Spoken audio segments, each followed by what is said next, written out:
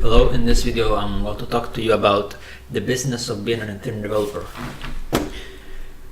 Now that you have learned most of the things that you need to learn about becoming an Ethereum developer, you now have to worry about the business, about how to get money, how to get clients, how to market yourself. All those things are really important, and they will make a very big difference when you start this this skill. So what is an Ethereum developer? An Ethereum developer is someone who knows how to create smart contracts, decentralized applications, and several different things. But these two are the main things. You have to know how to create smart contracts, you have to know how to create decentralized applications, and that's it. That's the basic for being an Ethereum developer. Now you have a lot of different options that you can take, like what skills does an Ethereum developer have? What skills?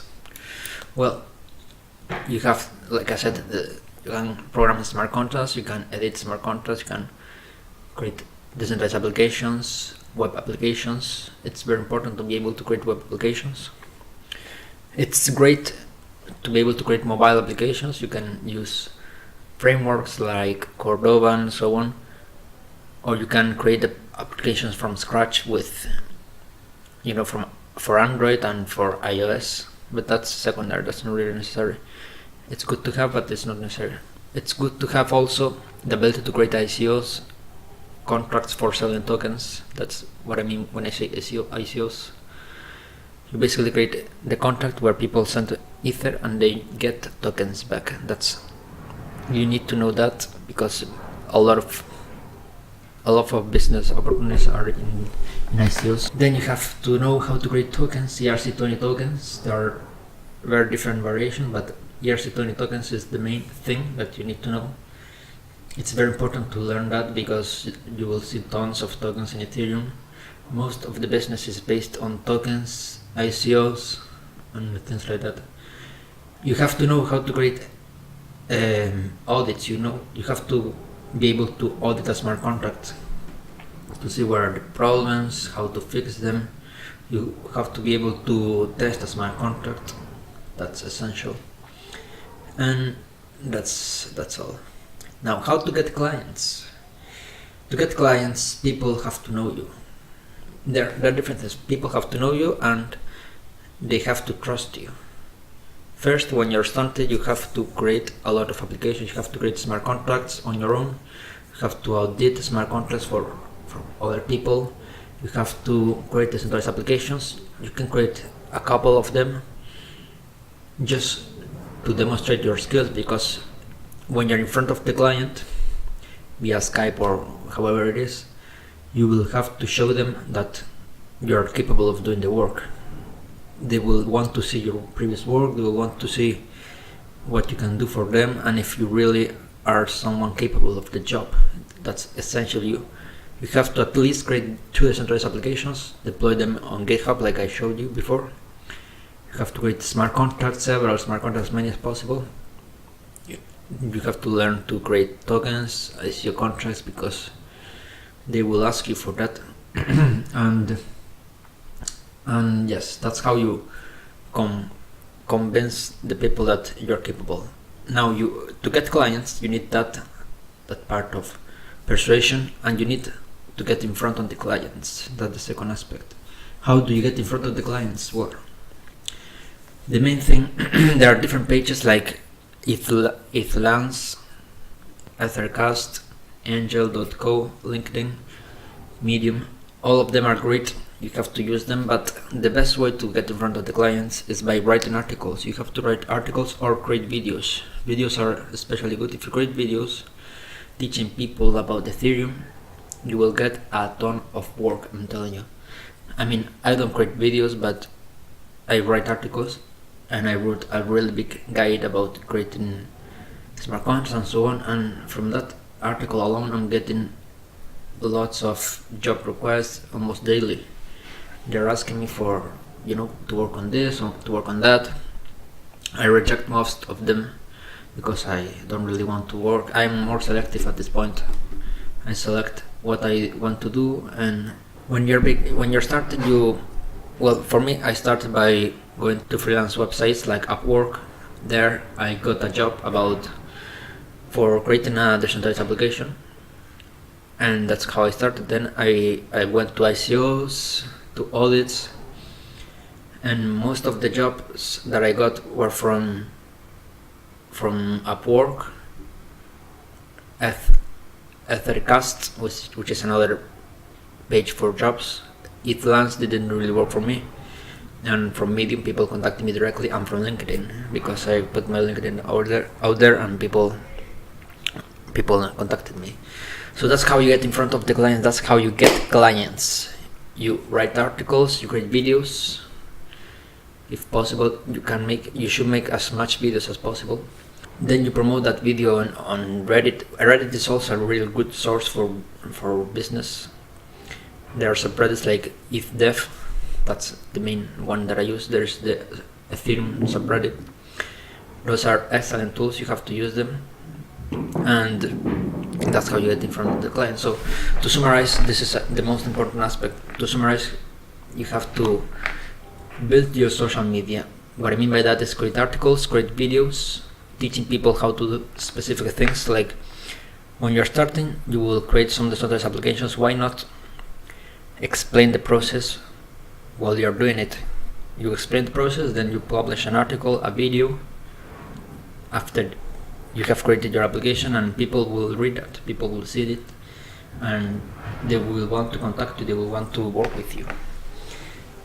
So that's the first thing. You create articles, create videos, then you go to pages like Reddit. Reddit is very important. Ethercasts, Lance, basically everywhere. LinkedIn, Medium, Steemit, all of them are excellent for getting jobs. Steemit, I don't really use it, but I believe it's a really good job, a really good source of jobs. That's how you do it. You go to those pages and you put yourself out there. You talk to people. You say, okay, I'm capable of this. You will see job opportunities. It's important that you are patient with this, because you won't get results immediately. It will take months, maybe a month, maybe several weeks. It depends on how hard you work and how much of yourself is out there. Now, to get jobs is a different story. What I told you right now is how to get contracts and paid works. But to get a really good job, what I do is I go to LinkedIn, and there is a section for searching for jobs. You can basically write Ethereum development, and you get different companies who are working with that. Most of them are looking for new developers, and you can simply contact them and get that job. Of course, you have to market yourself a bit and show them that you're capable of doing it. Also, angel.co, it's a website about startups. Basically, there are startups out there who are looking for people to get on their team. So to get a job, at the beginning you want to get a job because it pays a lot, it gives you a lot of experience. You will work a lot of hours, but it gives you a ton of experience, and you will earn a lot of money at the beginning. So that's what you do. You go to angel.co, you go to LinkedIn, and you search for companies that work with Ethereum. Then you contact them, and you wait. You have to do this. You have to be patient. You have to send a lot of applications, personalized applications. I mean, don't copy and paste. Just send tons of personalized applications. Read the company, read their white paper, and get yourself out there. Now, how to negotiate a contract? Because once you get in front of the client, they will want to make an interview. They want to know you. You talk about what you have done and what you can do for them. Now, you have to negotiate with them a contract, or do it without a contract, but ideally you want to create a contract for working with them.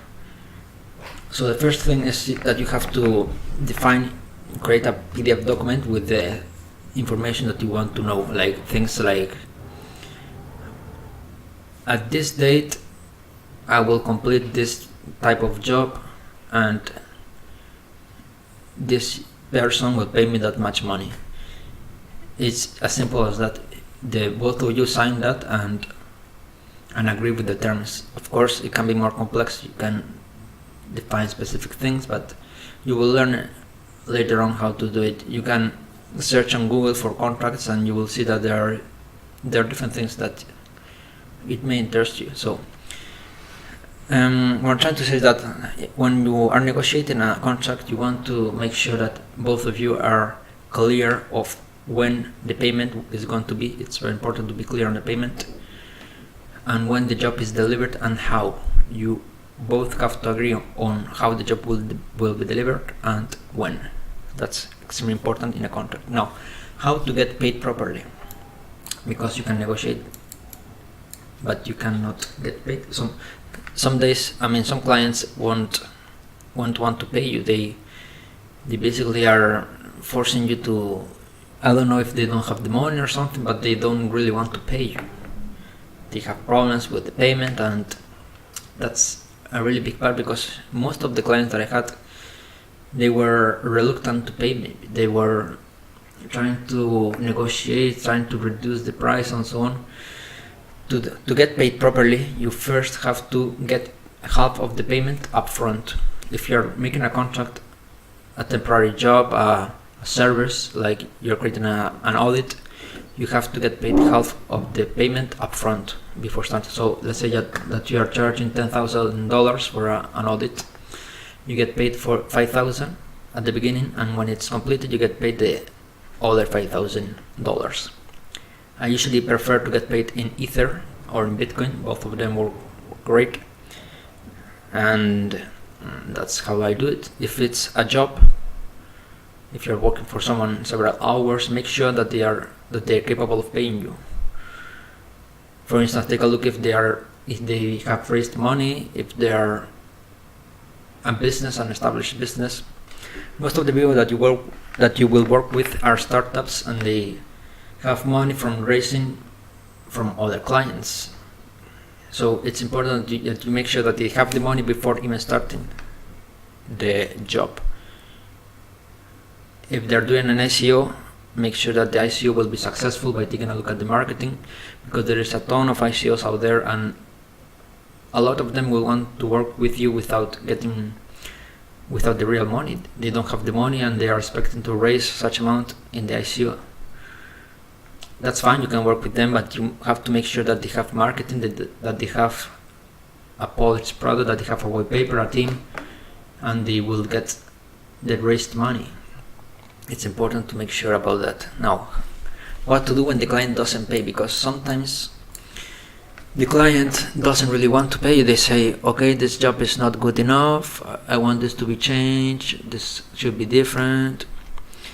That's okay if you want to fix some things, like let's say that you deliver a decentralized application and the client has to pay you.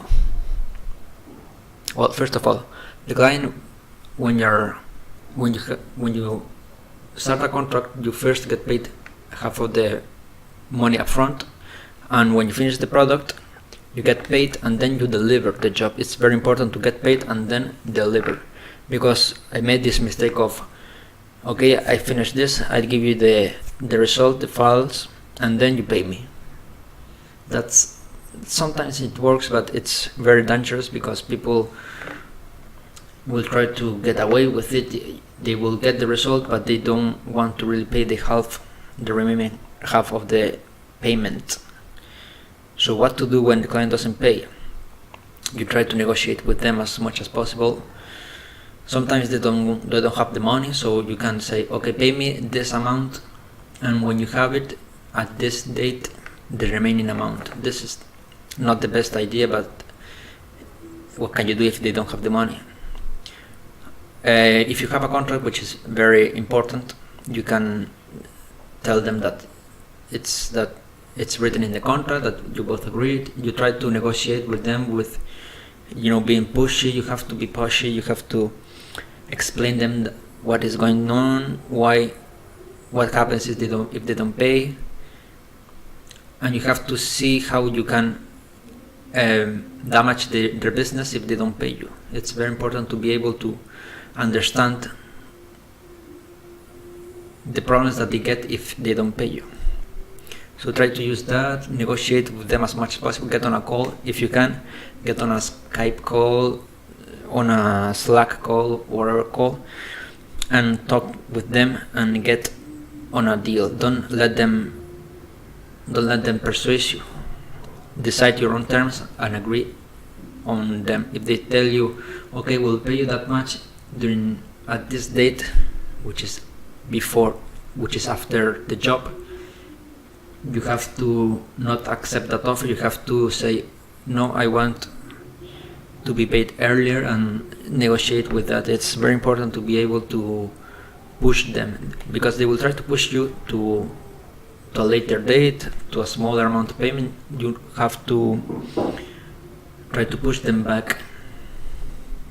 Now, how to deal with bad clients, because there are clients that even after the job is completed, even after the job is great, they will want to get away with that.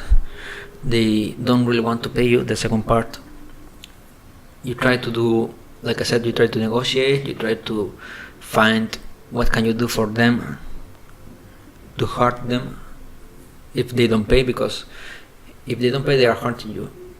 You have to find some ways to get away, to use your tools for getting the payment. Something like describing your problem to their investors and so on.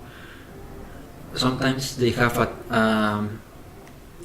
a social media like Twitter.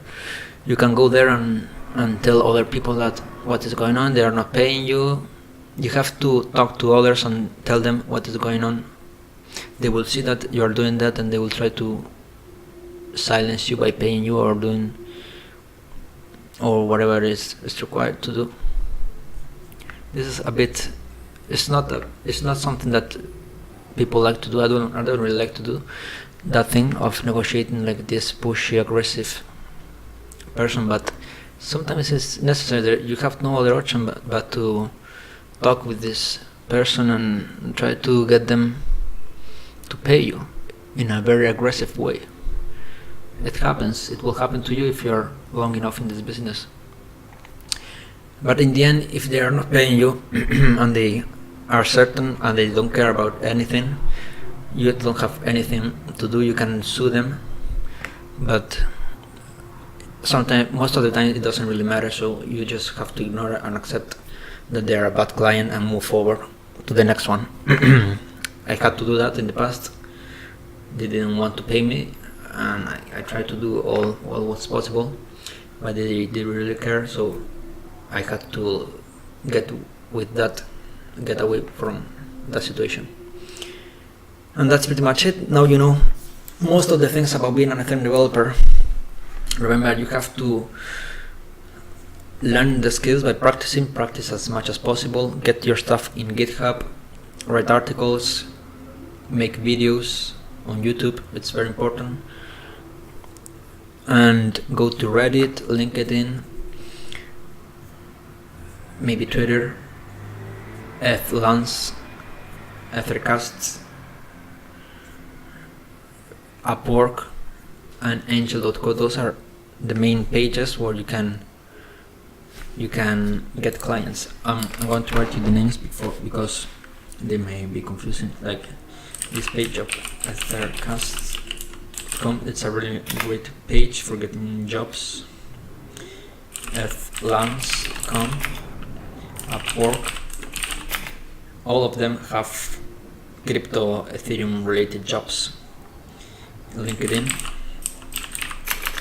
there is a section where you can search for jobs. On Medium you can contact people, you can do Reddit, this subreddit Dev, and